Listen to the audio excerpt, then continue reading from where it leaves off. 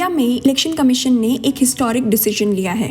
19 states और union territories में voter list का मैसिव रिवीजन शुरू हो चुका है और इस प्रोसेस में 36 करोड़ से ज़्यादा वोटर्स को वेरीफाई किया जा रहा है।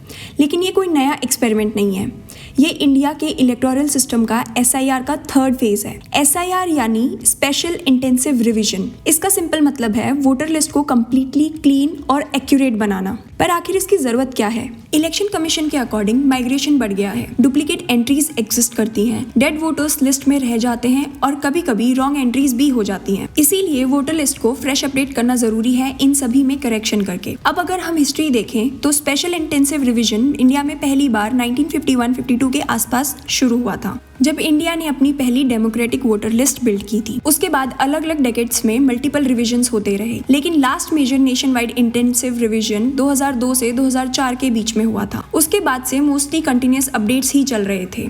अब रीसेंट फेजेस को समझते हैं। फेज 1 कंडक्ट हुआ था बिहार में जून से सितंबर 2025 के बीच। ये स्पेशली अपकमिंग इलेक्शंस के लिए वोटर लिस्ट को अपडेट करने के लिए था। फेज 2 हुआ अक्टूबर 2025 से फरवरी 2026 तक और इसमें 9 स्टेट्स और 3 यूनियन टेरिटरीज कवर किए गए, जहां वोटर डेटा को रिफाइन और करेक्ट किया गया।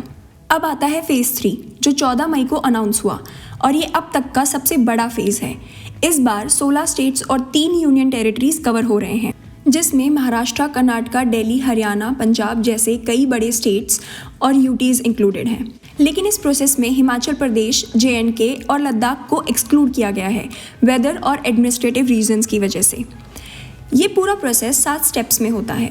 सबसे पहले बूथ लेवल ऑफिसर्स को ट्रेन किया जाता है, फिर पॉलिटिकल पार्टीज़ के एजेंट्स इन्वॉल्व होते हैं, उसके बाद डोर टू डोर वेरिफिकेशन होता है और फिर ड्राफ्ट वोटर लिस्ट पब्लिश होती है और फिर कोई क्लेम या ऑब्जेक्शन हो तो वो लिए जाते हैं, उन पे हियरिंग्स होती हैं और finally final electoral roll release होता है।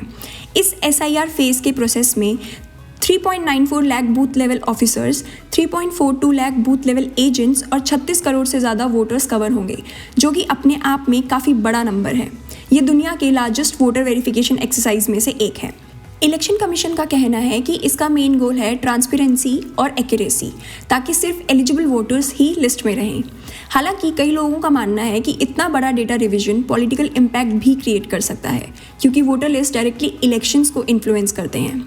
और अगर ब्रॉडर पिक्चर देखें तो इंडिया अपने डेमोक्रेटिक फाउंडेशन को एक नए लेवल पर ले जा रहा है, जिसमें वोटर सिस्टम को मॉडर्न और एक्यूरेट बनाया जा रहा है, फ्रॉड और डुप्लीकेसी को कम करके। ये सिर्फ वोटर लिस्ट अपडेट नहीं है, ये इंडिया की डेमोक्रेसी का सिस्टम लेवल अपग्रेड है। ये इंडिया की डेमोक्रेसी का वो रीसेट बटन है जहां पूरा इलेक्टोरल फ्रेमवर्क एक नए लेवल पर मॉडर्नाइज हो रहा है।